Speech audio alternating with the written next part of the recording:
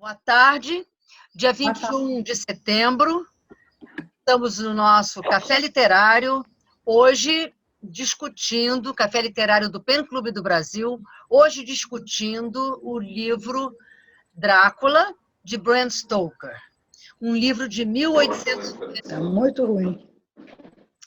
E temos hoje Saiu o som. muitas pessoas, né? Muitas pessoas, Eu não sei. e pediria então a todos que falassem o mínimo possível para que todos possam falar. Se não der certo na primeira parte, voltaremos na segunda parte. Então, inicialmente, falar só rapidamente um pouquinho sobre o gótico, né, que é um gênero muito ligado a castelos, masmorras, corredores, carruagens, damas abandonadas, normalmente alguém que quer matar um monstro ou um vampiro, no nosso caso é um vampiro, e ele foi precedido, né, o Bram Stoker foi precedido por Polidori, que era um livro também sobre o vampiro, mas não conseguiu o mesmo destaque que Bram Stoker. Eu também chamo a atenção nesse gênero da importância da Mary Shelley, o Frankenstein, porque era sobre o Prometeu e também era sobre um mito muito importante que é a civilização, a modernidade e o gótico ou medieval. Nós temos esse conflito aqui, tem até um pós-fácio do Sutherland sobre isso, na minha edição, em que para que o Drácula sai lá da Transilvânia e vai para a Inglaterra? Ele vai em busca da modernidade, porque ele não precisava de sair do seu castelo, as suas ameias, nada disso. E esse tema já estava presente na Mary Shelley, quando ela mostra toda aquela fabricação do Frankenstein e uma série de máquinas de desenvolvimento da Inglaterra, mostrando esse conflito entre um monstro da antiguidade, né, e a modernidade, os faxes, né, da época, que era aquela esterografia e tudo, uma série de recursos técnicos. Então, eu achei interessante também que a Mary Shelley introduz no gótico o lado psicológico, porque os homens que são os aventureiros, eles não têm medo de nada, não têm um psíquico mais forte. E as mulheres já começam a mostrar o seu terror, né? As noivas do Drácula, tudo isso. Então, foi o Goethe, né, que retomou essa questão do gótico medieval num artigo importante do século XVIII, quando ele vai mostrar para todo o romantismo a importância do retorno à Idade Média, à mitologia autóctone da Europa, em oposição àquela cultura mais mitológica, mais antiga. E aí ele ressurge a questão do gótico, que acaba se transformando nesse grande tema da mídia, da cinema, tudo isso, que extrapola a vontade do escritor. Ele se torna tão famoso que acaba se transformando naquilo que a literatura comparada chama de motivo, né? São os motivos, é algo que está dentro de nós, que está em toda parte e em lugar nenhum. Estamos aí já no fim do século XIX, com a presença de Freud, mais uma vez, a importância em começar a revelar os terrores do nosso inconsciente. Vamos ouvir o Alquimeno e depois eu comecei a chamar com a ordem alfabética inversa. Tá? Alquimeno Bastos. Boa tarde a todos. Bom, alguns pontos do Drácula chamam de imediato a nossa atenção. O primeiro deles, que os estudiosos sempre ressaltam, é que o Stoker fixou de uma maneira muito contundente a imagem, e nesse termo imagem se coloca não apenas a aparência física, mas muitos outros atributos, a imagem do Drácula que se estenderia por todo o século XX. O livro é de 1897, portanto, quase já no século XX. Os antecedentes, a Luísa já citou, o Polidori, com o vampiro, Não poderíamos esquecer também a Camila, que é a primeira vampira, e a figura feminina vai ter uma importância muito grande no Drácula, eu vou falar rapidamente disso, não é? Mas o Stoker foi, de fato, quem crismou o Drácula tal qual o Drácula literário tal qual nós o temos hoje. Bom, o segundo ponto diz respeito à composição da narrativa, que é um mosaico, porque nós temos fragmentos de diários, nós temos cartas, respostas a essas cartas, telegramas, temos até matéria jornalística, e em alguns pontos esse material é estenografado, em alguns pontos ele é gravado, de modo que tudo isso supõe a existência também de um editor, alguém que organiza esse material e disponibiliza para o leitor. Isso permite, não é, uma diversidade de ponto de vista, como, por exemplo, o caso da aterradora chegada do Drácula à Inglaterra, que só poderíamos acompanhar, não pelos diários de um desses envolvidos, mas por uma testemunha externa, que, no caso, vem a ser tanto material jornalístico quanto o diário de bordo. Então, esse já é um ponto, até diríamos, de modernidade, no sentido, não é, de não se ater a uma narrativa linear. Cronologicamente, ela é linear, mas há uma permuta de pontos de vista, de pelo menos locais de enunciação, que enriquece enormemente. O segundo ponto que eu destaco é que também no Drácula se encena a velha luta do bem contra o mal. Sem dúvida que Drácula é o representante do mal, e contra ele, isso para mim é uma novidade do Drácula, se aliam a fé cristã e a ciência. Porque o grande representante da ciência, que é o Van Helsing, ele não se acanha em fazer transfusões de sangue, mas também simpatias, não é? Porque o colar de alho, sei lá, não é? Tudo isso, não, mesmo que não tenha a respeitabilidade do crucifixo, mas são formas de atacar o mal representado pelo Drácula. O que eu chamo de realismo irrealista no século XIX tem uma peculiaridade muito interessante, como o próprio Frankenstein, é que a ciência, a despeito desse irrealismo, até do sobrenatural, ela está sempre presente. O Frankenstein nada mais é do que uma tentativa de animismo, não é? Como a gente sabe. Aqui no Drácula, para mim, a novidade é a intervenção da espiritualidade, da religiosidade, mas sem que haja, por exemplo, uma autoridade eclesiástica formal, não há um padre, não. Mas esses dois componentes estão indissoluvelmente ligados. A fé cristã e os aparatos da ciência. O terceiro aspecto, se é que eu estou enumerando corretamente, é a questão da figura feminina. Eu acho que ali estão representadas duas ideias de mulher. A Mina, que é uma jovem moderna, não é? Fez curso de estenografia, está fazendo datilografia, é dinâmica, e a Lucy, que parece aquela imagem consagrada da fragilidade. Ela tem 3 pretendentes, deve ser muito bonita, não é?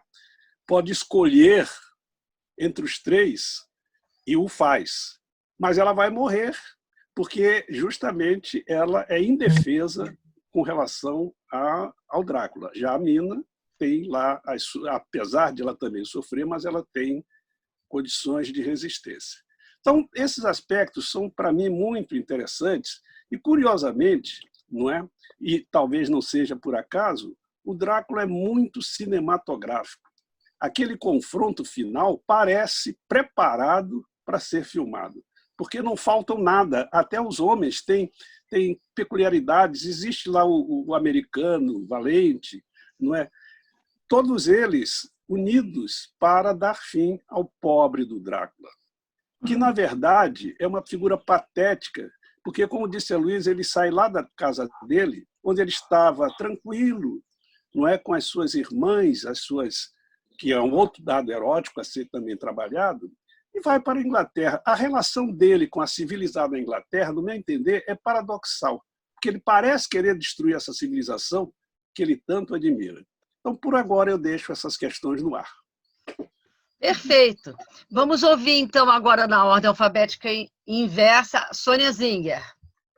Bom, boa noite a todos. Alckmin já falou de alguns aspectos que eu ia falar, mas eu acho que, se comparado a Mary do Drácula, deixa muito a desejar. Então, não vou falar do gótico, eu vou falar das 3 vertentes ideológicas que eu vejo no romance. Primeiro, o fascínio pela ciência, que vocês já mencionaram, né? E a necessidade de fazer tudo com base nas múltiplas vozes, através dos relatos, dos diários. Isso é uma tentativa de dar a cientificidade e a veracidade do relato. O raciocínio lógico também, tem no Memorina, ela, por exemplo, apresenta uma tese com hipóteses, com possibilidades, é todo um discurso pseudocientífico, né? E o entusiasmo pela tecnologia, realmente, que a gente vê, a máquina de escrever, o fonógrafo, viagens para lá e para cá, de trem, de barco, visão realmente espacial da ciência do século XIX. Por outro lado, eu vejo também uma outra vertente, que é a visão imperialista. É o Império Britânico, ele é colocado como centro da cisão e ele é ameaçado por forças do leste europeu, que é misterioso e é selvagem. O Drácula, então, é um sátiro sensual e grotesco, ele assume ares aristocráticos que não caem muito bem nele, ele é um criminoso, frenologicamente descrito criminoso, ele entra sorrateiramente na Inglaterra para destruir a mulher aculturada. E os 4 homens aí vão aos Balcãs para vencer o inimigo. Então, essa visão imperial é muito marcada. Outra visão, a terceira vertente ideológica, é a misoginia. Eu acho que o romance é um libelo contra a mulher independente, moderna. A mulher ou é santa ou é Satã.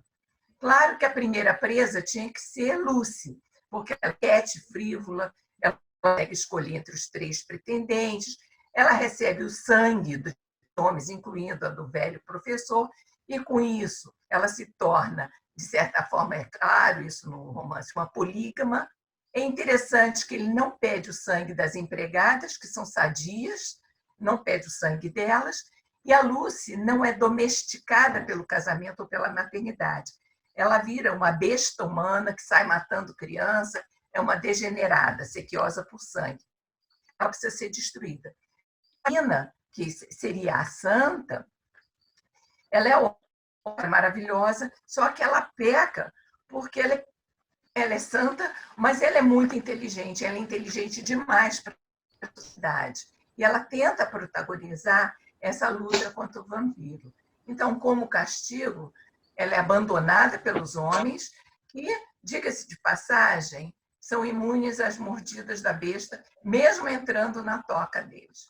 Então, como castigo, a Nina também a beber o sangue do vampiro. Então, eu acho que nesse eu tinha que falar das 3 vertentes ideológicas, o fascínio pela ciência, a visão imperialista e a eugenia.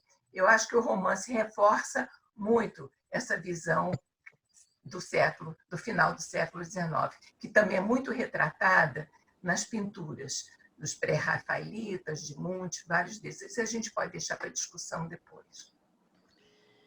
Eu agora teria de chamar o William, mas eu estou vendo que o William está sem som. Não, eu boto aqui. Ah, tá bom. Pode falar.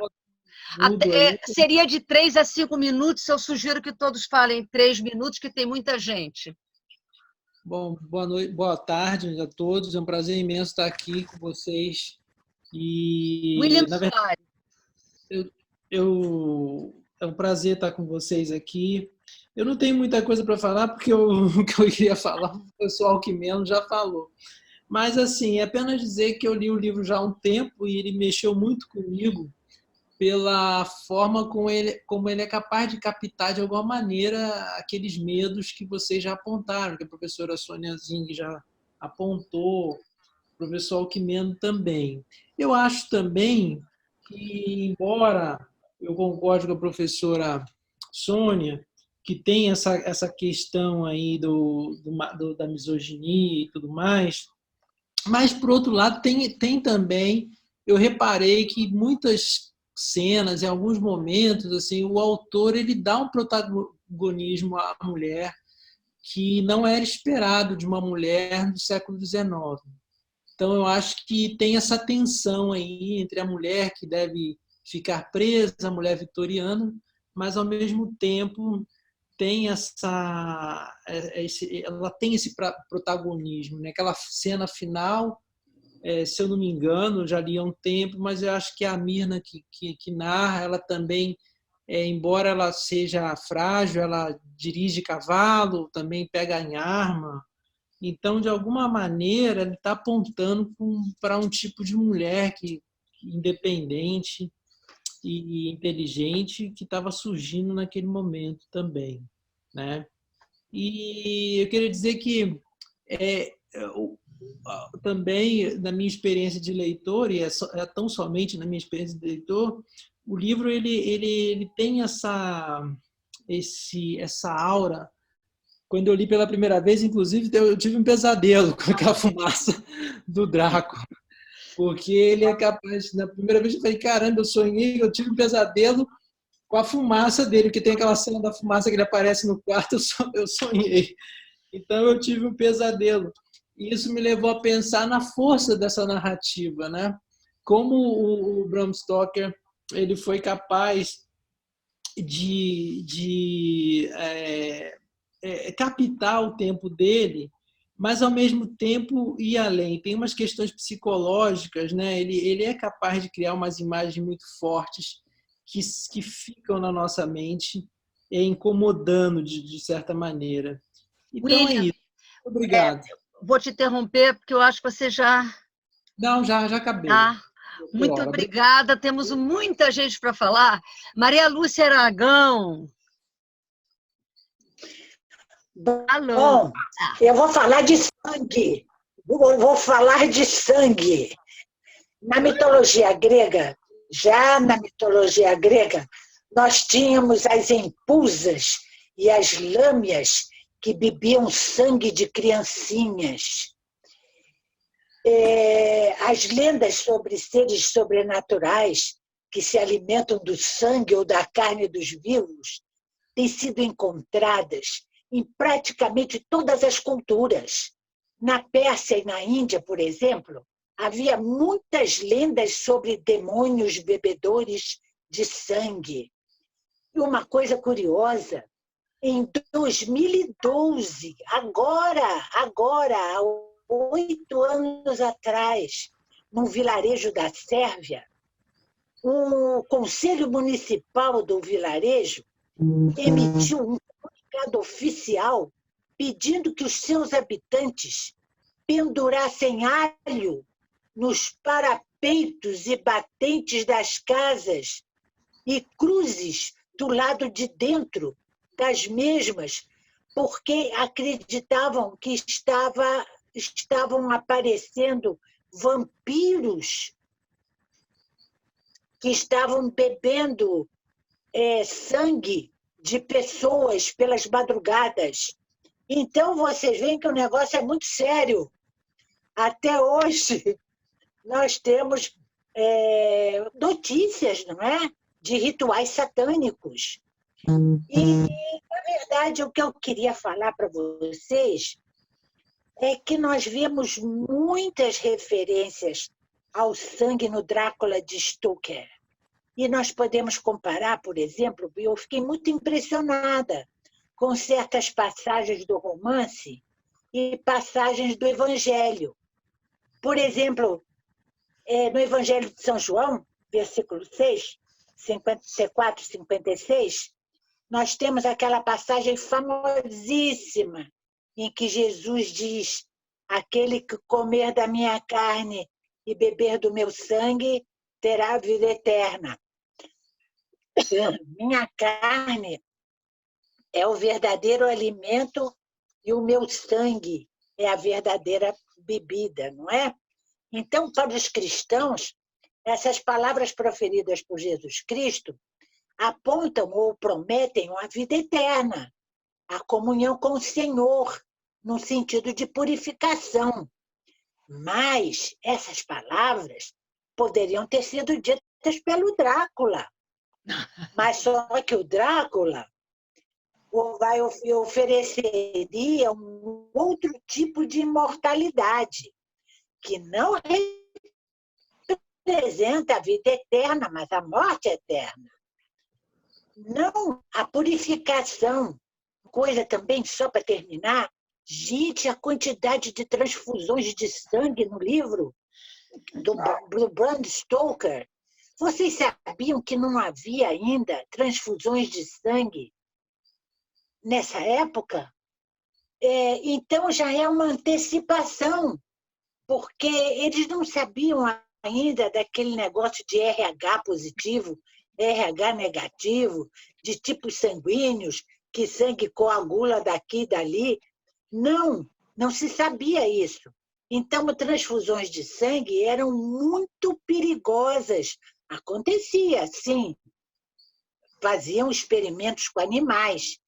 Mas isso só veio acontecer mesmo na época da...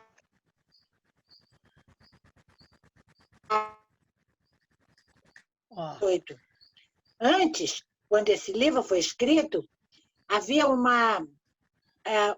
viria a acontecer. Então, eu fiquei muito admirada, fui pesquisar e vi que o Bram Stoker, ao colocar cientistas e médicos no seu livro, ele já levantou a questão da necessidade de pesquisas em relação a isso. No caso das transfusões de sangue, não é? Então, para terminar, o romance Drácula representa uma nova era, fonte de inspiração para outros livros, para peças, para filmes, para histórias em quadrinhos. E esse Drácula do Bram Stoker, ele se transformou em muitos Dráculas, vários Dráculas ao longo dos anos, ao longo do século, e todos esses Dráculas, e cada um desses Dráculas apresenta as ansiedades do nosso século. Malu, obrigada. Deu uma cortada. A transfusão de sangue, você disse que era da Segunda Guerra Mundial? Ou cortou? Só começa as primeiras transfusões de sangue com sucesso mesmo, foram só a partir de 14 e 18, na época da Primeira Grande Guerra, sabe? Tá, obrigada. Antes não havia. Tá certo. Tá. Bom, muito obrigada. Vamos passar, então, para Luiz Felipe Ribeiro. Boa tarde a todos. Eu acho que há que apontar inicialmente a construção do romance como uma construção basicamente dialógica. Não há um narrador dono da verdade expondo um tema, mas você tem diferentes discursos de diferentes personagens, de diferentes perspectivas. Então, eu acho nesse sentido ele muito avançado, porque você tem todas as possibilidades de iluminar os possíveis fatos de diferentes ângulos. É claro que ele não cede a palavra nunca, em termos de diário, de anotação, ao próprio Drácula, mas todos os que estão do lado do bem têm direito à palavra. Acho que esse dado inicial é fundamental para a gente entender a proposta que o livro nos traz, porque ele tenta fazer uma aliança entre a ciência e a religião, claramente. Quer dizer, o romance tem uma construção rigorosa, tem uma lógica rigorosa do romance policial, um romance policial sem falhas. Agora, na medida em que a ciência não consegue explicar os fatos, como o Drácula, morto-vivo, mas ele vai recorrer, de um lado, à religião, e, de outro lado, eu discordo do meu amigo Alckmin, ele vai recorrer à cultura popular. já que a ciência não responde, a questão do alho, a questão do crucifixo, a coisa toda, são da cultura popular. E o médico ele vai fundo nisso, ele procura ler tudo que existe a respeito da questão do Drácula. E chega à solução através muito mais dos recursos da cultura popular que dos recursos da ciência ou da religião. Então, nesse sentido, o livro é bastante moderno e bastante aberto. Gostaria de apontar uma questão que fica muito ambígua, é a questão da sexualidade, porque a Lucia, de uma castidade a toda a prova. Uma vez que ela é transformada em mulher vampiro, ela é de uma sexualidade agressiva. Então, de alguma maneira, ele está colocando a sexualidade do lado do mal. As 3 vampiras do castelo do Drácula também são altamente sensuais. Por outro lado, o grande medo da mulher do herói principal é exatamente se transformar em mulher vampira e deixar de ser aquela mulher saudável, ética, essa coisa toda. Nesse sentido, há uma certa misoginia, não tão forte como aponta a Sônia, discordo um pouco. A personagem ela é muito moderna, é uma moça independente, é uma datilógrafa exímia, porque ela consegue transcrever numa noite centenas de páginas estenografadas.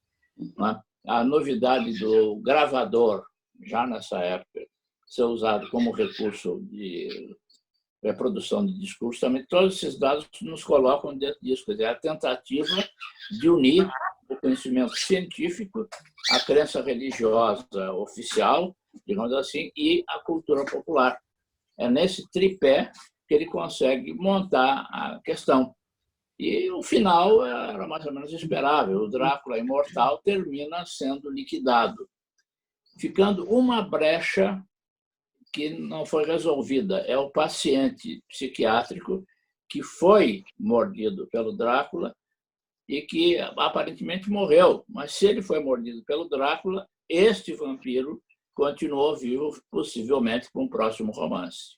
Muita atenção na história do Drácula, do romance que estamos discutindo, foi que ao fazer pesquisa sobre ele, eu encontrei que o tema vem do folclore da Valáquia, que é uma região periférica da Romênia. Então, é um tema de folclore, cultura popular. Isso justifica, a meu ver, o fato dos personagens serem todos planos. Isto é, eles se contêm em um traço principal, praticamente único. Bem, vou me concentrar nas 2 mulheres que formam antíteses. Uma delas, a Lucy, é o erotismo de pessoa. Ela só pensa em se casar, ela tem até mesmo 3 pretendentes. E ela é profundamente vampirizada. Ao final, ela se torna mulher vampiro e, vergonha das vergonhas, pecado dos pecados, ela se torna até mesmo pedófila, porque nós vemos no final que ela está arrastando uma criança. A outra mulher, a Mina, é o contrário dela. Nela, a sexualidade está bem comportada, está contida, conforme os valores da época vitoriana em que o livro foi publicado. A Mina, por outro lado, é a mulher que está se profissionalizando, como começa a acontecer naquele momento. A Mina sabe da estilografia, aprende a etnografia, se comunica com o Jonathan, que é o noivo dela, usando a etnografia para praticar. Ela conhece todos os horários de treino. Ela é a companheira dele, que ela pode ajudá-lo no trabalho e várias coisas. No momento posterior, em que os homens estão discutindo a possibilidade de uma incursão à terra do vampiro para terminá-lo finalmente, ela dá opiniões e faz sugestões pertinentes que os homens dizem que ela tem uma cabeça de homem e, como tal, ela pode acompanhá-lo nessa expedição, porque ela não vai atrapalhar, ao contrário, ela vai ajudar. Bem, essas 2 mulheres contrastam bastante o comportamento dos homens e que a sexualidade não é mostrada, a não ser pela vampirização e pelo vampiro, dos vampiros em geral. E, ao mesmo tempo, esse livro mostra não só essa característica da era vitoriana, quando se passa o romance, como também outra característica é o cientificismo da época. A preocupação em chamar um cientista para dirigir os trabalhos, esse cientista faz pesquisas, constata a veracidade, a possibilidade real daquela circunstância do vampirismo. Outro aspecto ligado também ao cientificismo é a transfusão de sangue e também a mesmerização, que é o hipnotismo, para conseguir obter a verdade mais profunda de cada um. Então, essas características, eu ver, são independentes da cultura popular, que mostram a era vitoriana. Por outro lado, ressaltemos que isso é feito através de personagens construídos com base nas características da cultura popular e que os personagens são, de uma maneira geral, planos e sintéticos. É a minha contribuição. Os outros aspectos já foram comentados. Certo. Carla Dall'Alle. Então, eu só queria acrescentar que, assim, o ponto forte, porque o romance, o Drácula, ele, em termos de formalidade, assim, ele não tem inovações, mas eu acho que a inovação dele, nessa era vitoriana, da moral e dos bons costumes, da família, do decoro, é que ele introduz toda uma sensualidade, porque os vampiros, eles eram sedutores, belos, charmosos, e as vítimas dos vampiros, elas caem vítimas da sedução desses vampiros. Então, essa sexualidade que não era assim descrita com tamanho ardor, ela é escrita, ela é ponto crucial em Drácula. Eu acho isso é um ponto forte do romance. E vocês imaginem o sexo como fonte de prazer dos vampiros vampirescos de Drácula, entendeu? Isso é uma inovação. Eu queria acrescentar isso. Tá bom, Carla. Vamos ouvir agora a Heloísa Barbosa. Então, o Drácula, como livro, ele está, para mim, no mesmo patamar que alguns outros livros que nós já debatemos aqui no grupo. Por exemplo, o Frankenstein e a Ana Karenina, que são livros que ficaram, mas não por eles mesmos, por uma série de releituras que foram acontecendo com o passar do tempo e que tornaram esses livros um clássico. Sendo que esses clássicos não são necessariamente relidos, não são livros que a maior parte das pessoas leem, as pessoas conhecem o livro pelas suas releituras, né? Por exemplo, nós debatemos o Frankenstein, que na verdade não é o monstro, o Frankenstein é o médico. Nós falamos da Ana Karenina, que é o personagem epônimo, mas não é o personagem principal do livro. O Drácula, então, o que acontece? Nós temos o Drácula do livro, nós temos o Drácula histórico, né? O personagem histórico Vlad Tepes, lá da Transilvânia, da România. E nós temos o Drácula, que é o vampiro, que era da crendice popular, e que o Bram Stoker funde esses dois no livro, né? E depois do livro, nós vamos ter, então, o Drácula do cinema, o Drácula dos quadrinhos, e esse que é o Drácula que existe hoje na imaginação popular. Eu tive uma comprovação disso quando eu tive a oportunidade, no ano passado, de ir na exposição dos 50 anos do Batman, em São Paulo. E o Batman, certamente, é outro Drácula, né? Tem um personagem dos quadrinhos que tem toda uma luta interna, não é um personagem simples. E eu fiquei espantada de ver que um dos arqui-inimigos do Batman, não só um, mas uma série de arqui-inimigos dele, são baseados exatamente no Renfield, aquele louco que fica lá preso, que come as moscas. que para mim é uma das partes mais difíceis de ler do livro, uma parte muito que mexe muito com a pessoa. E desse personagem foi criada toda uma série de personagens antagonistas ao Batman.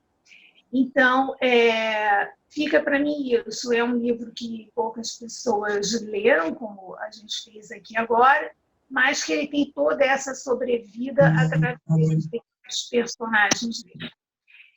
Dessas releituras, quero dizer. É isso, então. Obrigada. Obrigada. Déia Mesquita. Vamos lá. Bem, o que me chamou a atenção nesse livro? Eu voltei a ler algumas coisas mais ou menos da mesma época e reli o retrato de Dorian Gray. Em Dorian Gray, onde ele faz um tratado, né, uma combinação com o retrato para ele não envelhecer. Olha, não envelhecer é vencer a morte.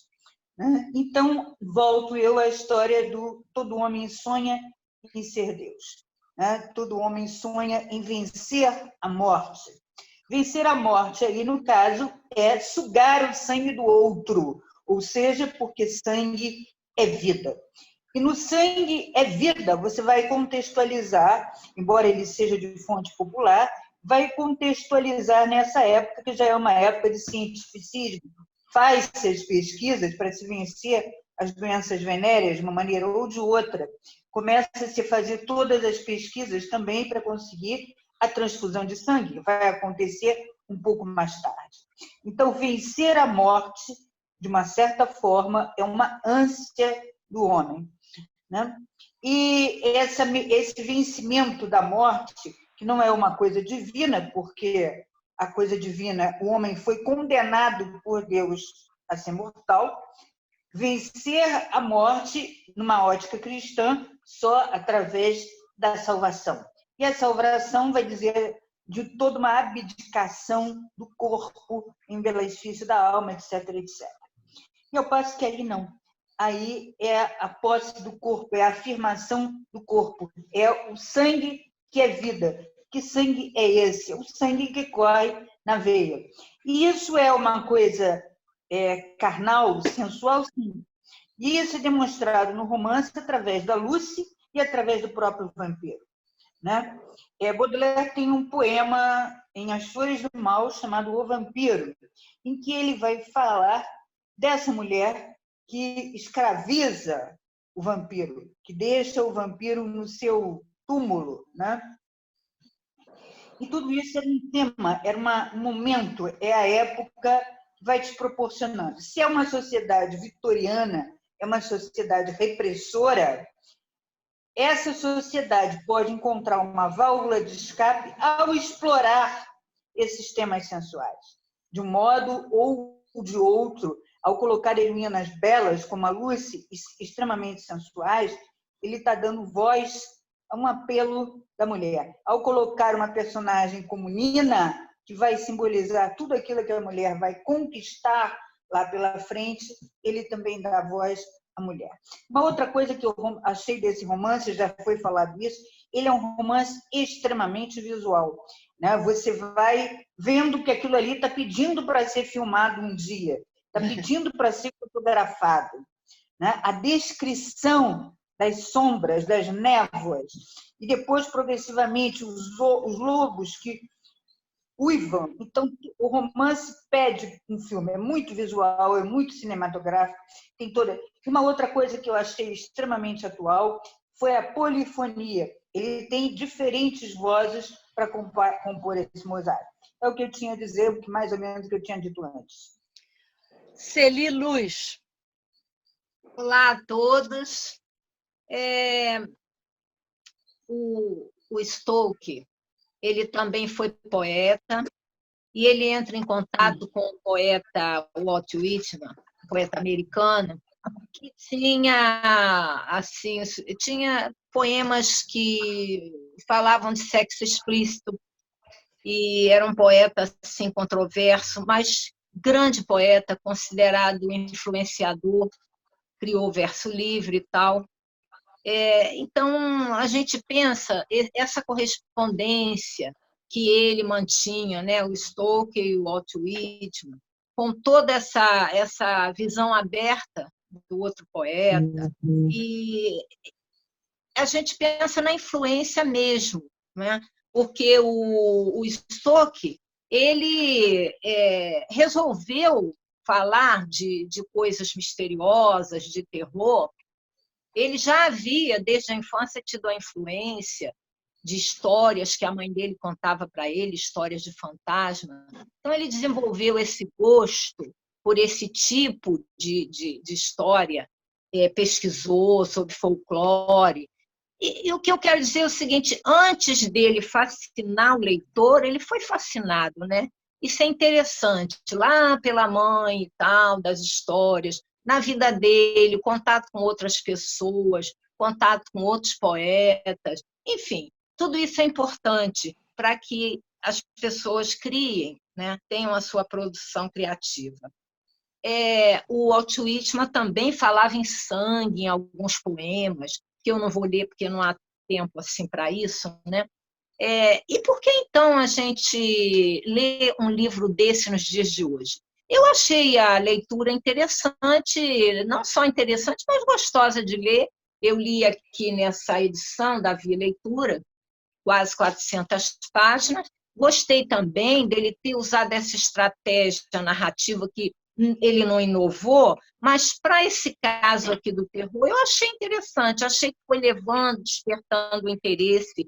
Dá para a gente comparar com, por exemplo, com As Mil e Uma Noites, né?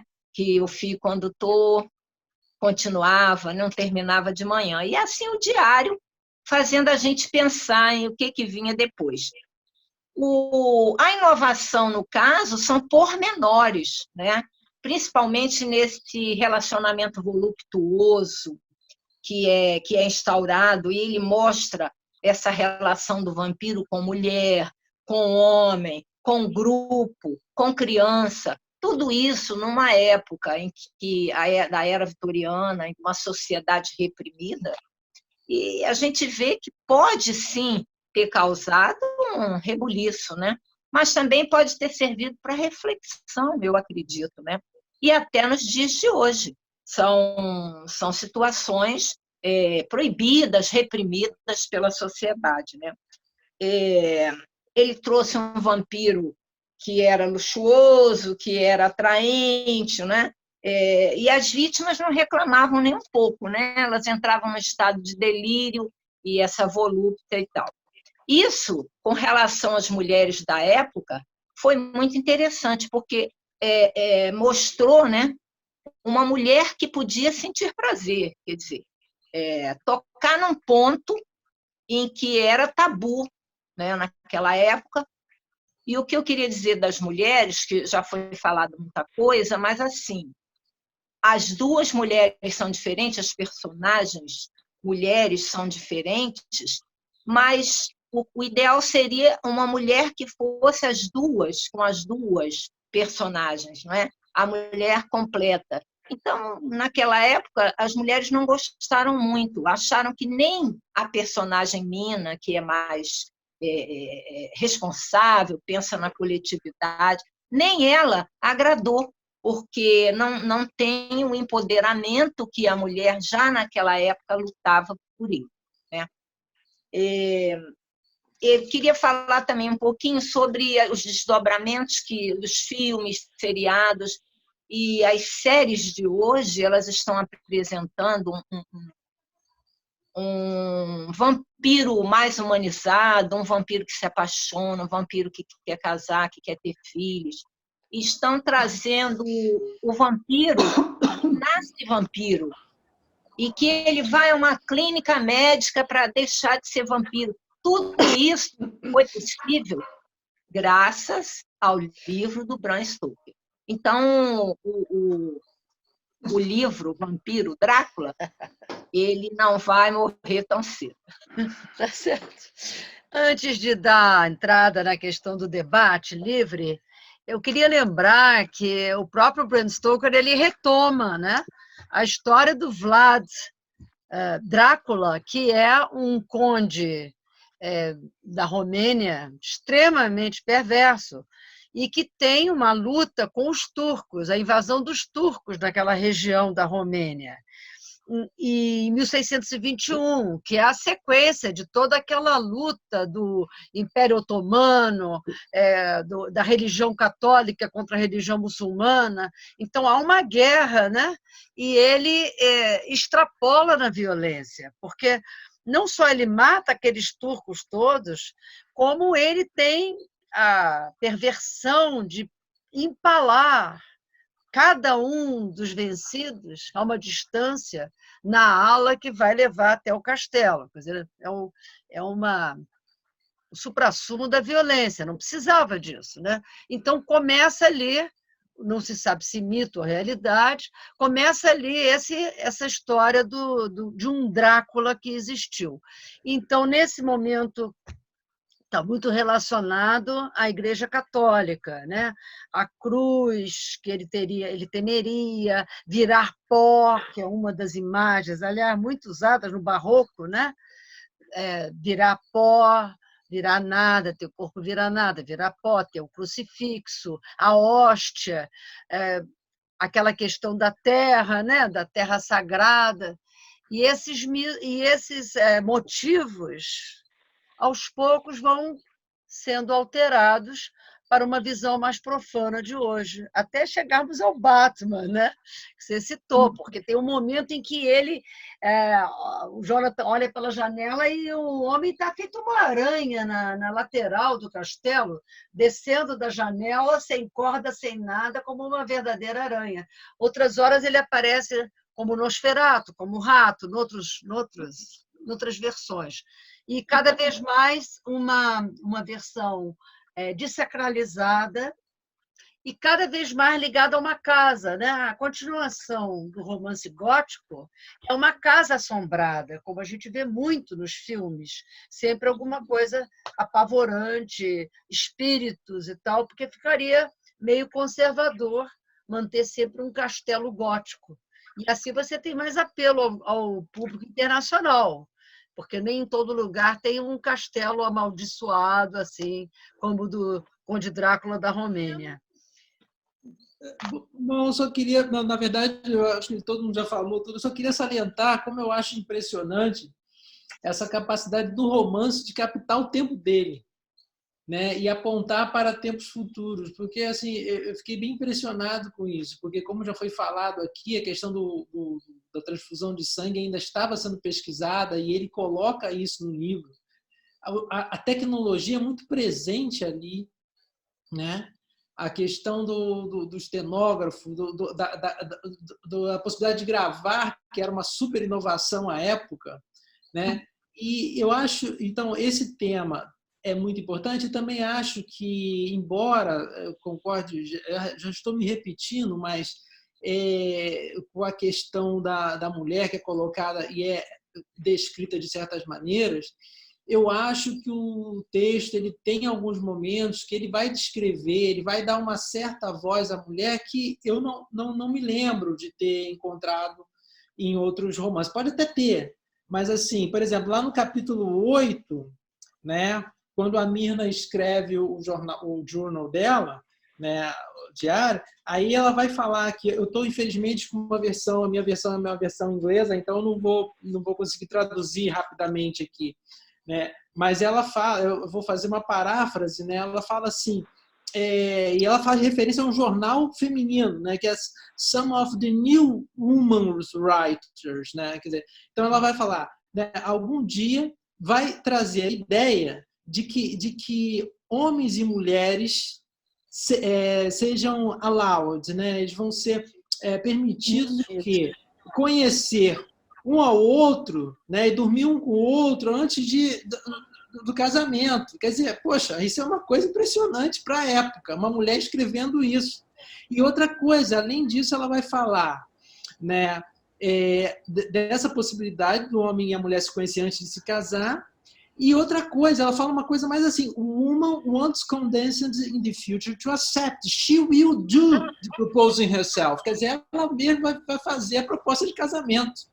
Quer dizer, uma coisa impressionante para a época, né? E assim, and a nice job she will make of it too. Quer dizer, ela também vai ter um trabalho, né? Então, quer dizer, essa possibilidade do romance pensar sobre o tempo dele, avançar as tensões que já estavam ali na sociedade, né, vitoriana, que vão se efetivar principalmente ali com a Segunda Guerra Mundial, eu acho impressionante. Assim, a Máquina do Tempo também do H.G. Wells, ele faz isso em outras instâncias. E um outro ponto, só para terminar, que me chamou muito a atenção, que o professor Alquimeno falou dessa questão do estrangeiro se também querer ser um pouco inglês, porque o vampiro ele também ele quer ser nobre como o inglês. Ele tem muito orgulho da nobreza dele, da linhagem dele, né? E isso também é um pouco a perdição dele, porque ele vai ser mexido por isso. Mas, ao mesmo tempo, que todo romance, né, tem... assim, essa é a minha leitura, claro, muito despretensiosa, mas tem ali o centro, o medo do estrangeiro. Tanto que alguém já falou aqui, né, acho que foi se não me engano, a Luísa, falou que a chegada dele é uma das cenas mais terríveis, porque ele não só chega e tem toda a natureza está se transformando, a natureza mostra a chegada dele, mas durante a viagem ele vai comendo os marinheiros, né? Então, quando ele chega à Inglaterra, só tem lá o capitão para poder conduzir, praticamente, né? Então, acho que o medo do estrangeiro, né, é um tema que pode ser explorado muito ainda. Dá a palavra para a Sônia Zinger. Queria só enfatizar a questão da misoginia, porque a gente pode ser levado a entender porque ele coloca a mulher moderna, ele não nega que existe a mulher moderna. Ele fala da mulher moderna, essas todas as possibilidades, mas o livro traz muito claramente um caveat. Cuidado com a mulher moderna, porque como algumas pessoas aqui discutiram também, não sei, a Lígia falou, ela tem que pensar como um homem, ela tem que pensar mais cliente, quer dizer, a mulher moderna só é viável se ela se tornar, se ela tem pensamento masculino, se ela ficar parecida com o homem, se ela for racional feito o homem, se ela pensar cientificamente feito o homem. Então, eu pergunto, quão independente essa mulher é, o que ela está trazendo de inovação? Quer dizer, ele mostra que há uma mulher independente, mas ele mostra cuidado com ela. E eu queria enfatizar isso. Ora, essa mulher independente, ela é castigada, quase vira vampiro. Ela sai do vampirismo dela para ser o quê? Para ser musa, para voltar a ser santa. Então, ela volta a ser propriedade do marido. Então, isso que eu queria dizer, cuidado com essa mulher independente que ele retrata. Vai ser massacrada de qualquer jeito. Alguém mais quer falar? Sim, Carla. Não, eu só queria, assim, fazer uma alusão que essa sexualidade, essa sexualidade aflorada dos vampiros, das vampiras, fazer uma comparação com Sherlock Holmes depois um pouco, porque Sherlock Holmes é quase assexuado, né? E daí que eu insisto nessa inovação da sensualidade nessa época de decoro e de repressão. Certo. É uma sexualidade meio falsa, porque eles faziam muita coisa, não é como hoje, que está tudo... Sim, a hipocrisia, isso era mesmo. Tudo a socapa, né? Eu quero lembrar das relações vampirescas, né? Que a gente tem o explorador e o explorado, e a gente costuma dizer que o patrão tira o sangue dele, né? Então, relação vampiresca, a expressão, não é? De sugar o sangue, que a gente ainda usa. Tá. A Lígia Vassal. Eu queria acrescentar um dado, não é bem dado, é uma reflexão. Foi mencionado, a Adam mencionou, o Dorian, retrato do Dorian Gray, que é um monstro, passa ali no lugar da figura jovem e bela do personagem. Lembro que nessa época há um gosto muito grande por personagens, por figuras estranhas, monstruosas. Não só Drácula, como a vampirização, como o Dorian Gray, como na literatura francesa existe uma senhora que trabalhava com o pseudônimo, que fez 2 livros muito curiosos. Um é Monsieur Venus, o Senhor Vênus, e outro, Madame Adonis, a Senhora Adonis. Então, é uma troca de comportamentos. Não é transexualidade, mas é um homem que atua como mulher no recanto do lar e a mulher que atua com um homem saindo de casa. Bem, entre outros vários exemplos, eu lembraria na literatura brasileira A Luzia Homem, que é um livro só publicado em 1902, mas é escrito ainda no século XIX, e que a Luzia Homem é uma figura com um sexo muito estranho. Ela é uma pureza angelical, de bom comportamento incríveis, mas ela tem a força de um homem e a perigosidade de um homem. Ela é capaz de pegar vários tijolos na cabeça de uma vez só. Então, é uma época muito curiosa essa, que nos dá figuras estranhas, figuras pouco reais, do reais, com essas poucas que estão sendo aqui citadas. Olha, nós estamos com o risco de sermos cortados repentinamente, estamos quase no final. Voltamos um pouco àquela descoberta. Freud é tudo no fim do século XIX, né? Aquela coisa. Freud, Marx, são os grandes pensadores. Estamos lidando com aquilo que o Freud chama de recalque, né? Porque muitas vezes havia a repressão, que é externa, mas o recalque é o que você reprime dentro de você, dentro do teu superego, sem nem ter a repressão externa. E esses fantasmas estão aparecendo através dessa metáfora do sangue, do beijo, da sensualidade sutil, né? Uma certa homossexualidade, porque tem também o vampiro que morde o homem, né? Tem a vampira que morde a mulher, então todos esses sentimentos começam a aflorar.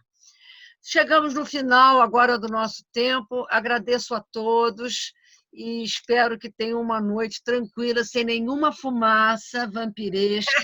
Boa noite a todos. Obrigada, boa noite. Boa noite. Próximo encontro.